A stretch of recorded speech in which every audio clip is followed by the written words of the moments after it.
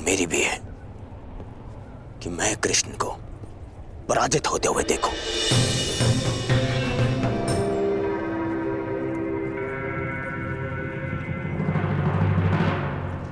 जिसे तुमने आज तक देखा नहीं, उनसे इतनी शत्रुता क्यों मित्र? कई लोग उन्हें ईश्वर मानते हैं, अवतार मानते हैं। यही तो विडंबना है मित्र। मिथ्या बातों को लोग सत्य मान लेते हैं और एक मायावी को ईश्वर। मिथ्या? कृष्ण चरित्र में मिथ्या क्या है मित्र? मिथ्या नहीं है तो और क्या है मित्र? ब्रज से प्रारंभ होकर पूरे भारतवर्ष में यह बात फैली हुई है कि कृष्ण ने राक्षसी पूतना के प्राण पी लिए, उसका वध कर दिया। ये कथा तो माता ने मुझे भी सुनाई थी कि उन्होंने पूतना का वध कर दिया।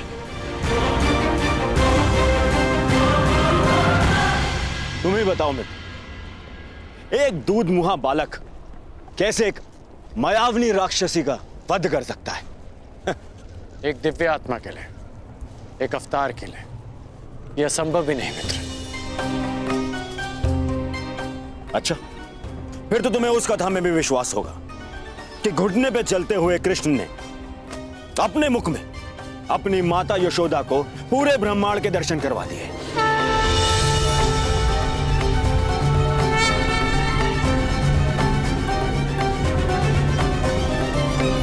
ये सब कुछ चक्र है मित्र, षड्यंत्र है ये।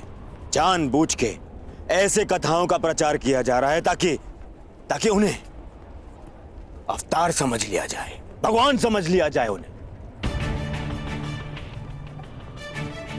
कर्ण,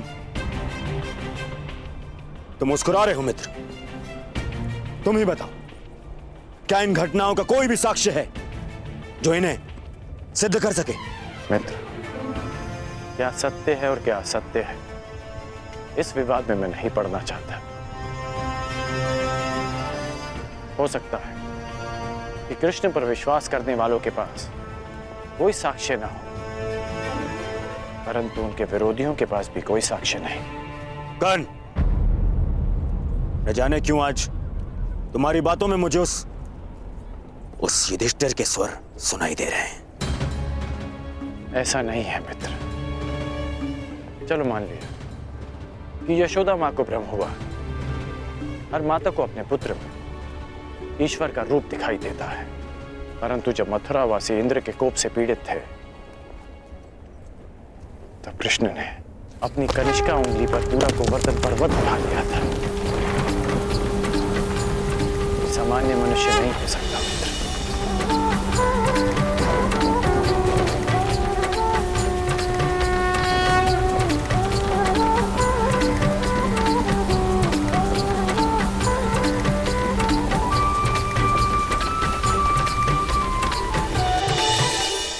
मर्दन, क्या यह भी भ्रामक प्रचार लग रहा है?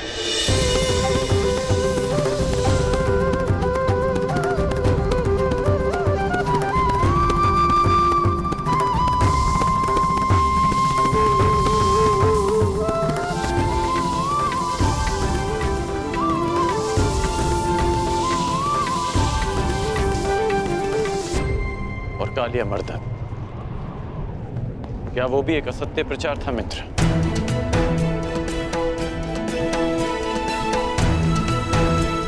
उस महाविषधारी महाशक्तिशाली सर्प का अंत करने वाला एक सामान्य मनुष्य नहीं हो सकता मित्र। इंद्र को परास्त कर देने से कोई ईश्वर नहीं बन जाता मित्र। तुमने भी तो इंद्र को परास्त किया, परंतु तुम्हारा कोई भक्त नहीं, तुम्हें कोई ईश्वर नहीं मानता। उल्टा बचपन से लेकर रंगभूमि तक तुम्हें तो संघर्ष करना पड़ा है। और विष से बच पाना कोई चमत्कार नहीं है मित्र। मैं भी बचपन से धीमे विष पे पला, तो क्या मैं स्वयं को अवतार घोषित कर दूं? तो तुम्हें लगता है कि कृष्ण ने ऐसा कुछ नहीं किया जो उन्हें एक सामान्य मनुष्य से ऊपर कर देता है? क्या कंस का वध कर पाना एक सामान्य मनुष्य के लिए संभव? तुम ही बताओ मित्र। हाँ, ये मैं मानता हूं, एक ग्वाले के लिए कंस वध करना बड़ी उपलब्धि है। परंतु इसे हम एक ग्वाले की शक्ति कह सकते हैं, कोई ईश्वरी चमत्कार नहीं। तुम तो कृष्ण की हर उपलब्धि पर प्रश्न उठा रहे हो मित्र।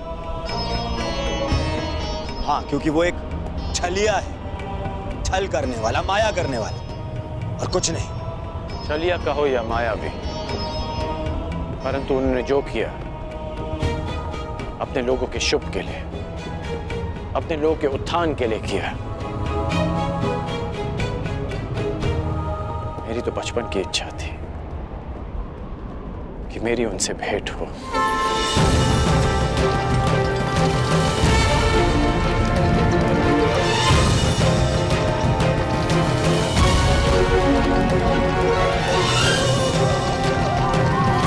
जरासंध के कारण ये भेंट तो होगी।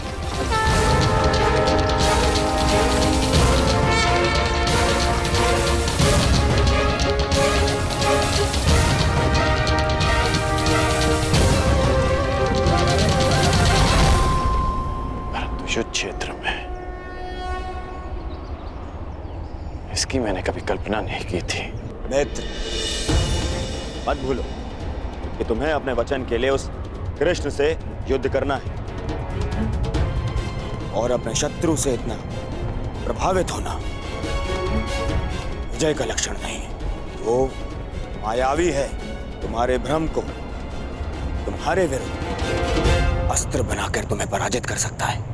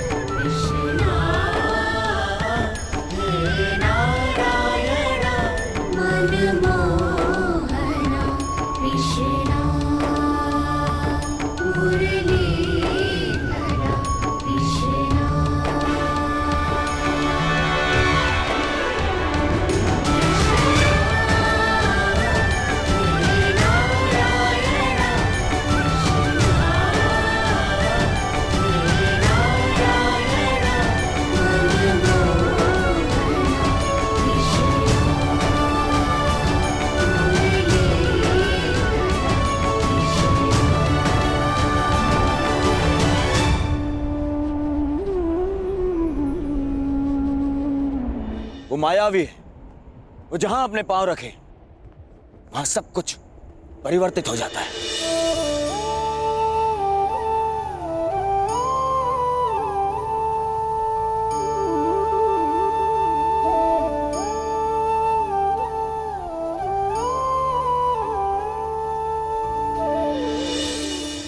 वो कब, कहां, किसके पास, किस रूप में पहुंच जाए, यह अनुमान लगाना कठिन है मित्र।